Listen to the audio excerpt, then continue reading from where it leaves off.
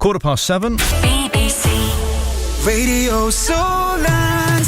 Right, time for the mystery guest, 7:22. No idea who they are or what they do. I managed to get yesterday's mystery guest just before the time ran out, the 2-minute timer. Morning, mystery guest. Good morning. How are you? I'm well, thank you. How are you?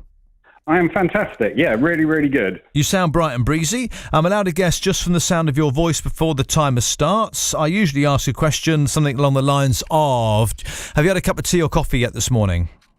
I've got 3 kids, so I have 2, maybe 3 by about now. Nicely done. Okay, now you sound like you've got 2 or 3 children, busy. I'm thinking artisan. I'm thinking you make something. I'm thinking it's a diversification. Don't give me any clues. Diversification of some kind of farming type thing. I think you make an award-winning artisan bourbon. No. Oh, that'd be great, though, wouldn't it? Right. That would be. Would be lovely. Time starts now. Do you make anything? Yes. Okay. Do you make a food? No. Do you make a drink? No. So not food. You make then a product. Is the product that you make something that can be held? No. Okay, it can't be held. So it can't be carried, whatever you make? No. Is what you make big? No. Okay, is what you make a concept? Yes. So do you design something? Yes. Do you design websites? No. Okay, is what you'd make online? Yes. Okay, would I come to you and ask you to do this for me? Yes. Okay, and you don't have a shop or anything? Clients come to you usually virtually? Yes, virtually. Okay, so they come to you and they ask you to do something online because you design kitchens? No. Something along those lines. You design or lay out something? No. Do you give anything to the client? Like if I said to you, could you do this thing for me? You go, yeah, I can do that thing for you. And then do I own it? Yes. Okay. Is it musical? Yes. Yeah, okay, but a long yes there implies that's not hugely relevant, the musical bit. It's entertaining in some way? Yes. Okay, is it you that I'm buying? No. Okay, so you're not like an online magician or something like that? No. Okay, you didn't sound like an online magician. Okay, so you buy something for me. I'm going to be kicking myself. Not to do with websites, something online that you might buy, and I only own it virtually. Solar panels, something like Solar World. Energy, no. Batteries. No. Nowhere near. Your name, please, and what you do. My name's James Parker. And what do you do, James? So I run an aerial video and photography site. So we do drone videos, editing, things like that. Got you. Okay, so I might commission you to do...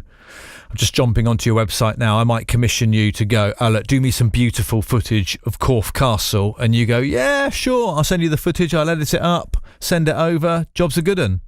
Yeah, exactly. That's pretty much what we do, kind of promotional videos, events, festivals, things like that.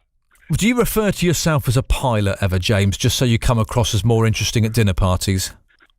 Absolutely. It's, yeah. No, you never talk about the exact aircraft you're flying. You always focus on the fact that you're a pilot. I absolutely love it. Do you know what, James? Haven't drones changed? It doesn't seem like so long ago they appeared as these kind of wasp-like things, and now the footage, the quality, and the amount of TV shows, estate agents, country houses that all demand that footage is on their site.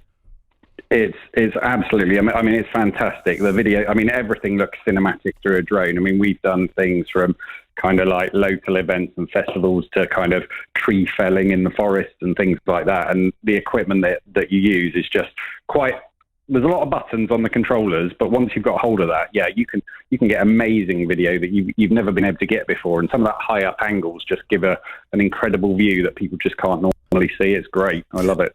James, what are the rules with regards to drones? Because I'm aware that there are lots of rules. I know we're used to perhaps being at a festival and seeing a drone up, but before that drone can go up properly and safely, not just anyone can press the takeoff button.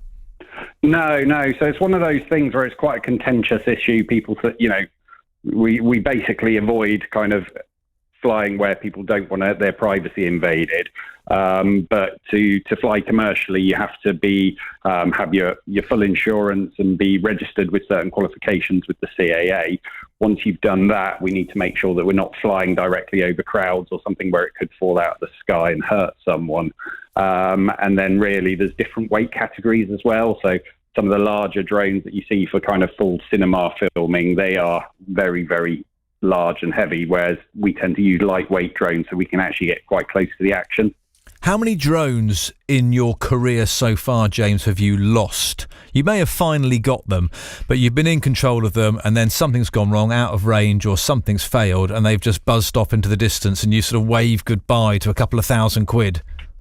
So I won't lie, I haven't lost any, but I've had a few squeaky moments. And when I was learning, it's kind of, I hit a few things and actually managed to watch the drone kind of tumble around and then catch itself as well. So there were a few moments where I thought I was going to lose a lot of money, but actually, yeah, it just takes practice and it just takes being careful. You're watching the controller, you're watching the drone, you're trying to make sure you've got the shots right. So actually, there's a lot more to think about when you're kind of trying to produce these things professionally.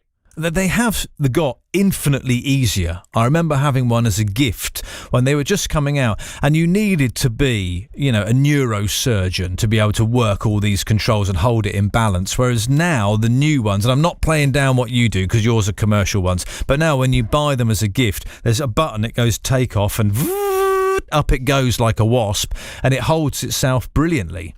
Yeah. I mean, that's great. It's, and the winds that they can fly, and even the smaller ones, it's actually quite impressive. So I think they've got safety features around them to make sure that they kind of obstacle avoidance and things like that. So it's getting better and better all the time. And that allows you to kind of focus on the cinematography as well, which is, for me, fantastic. That's what I want to kind of focus my efforts on. Beautiful pictures and videos on your website. Lovely to speak to you, James. Thank you for being today's mystery guest. James Parker there from Dorset Drones. Lots of their footage is online for you to have a look at, and they're based in Wimborne. BBC Radio Solent.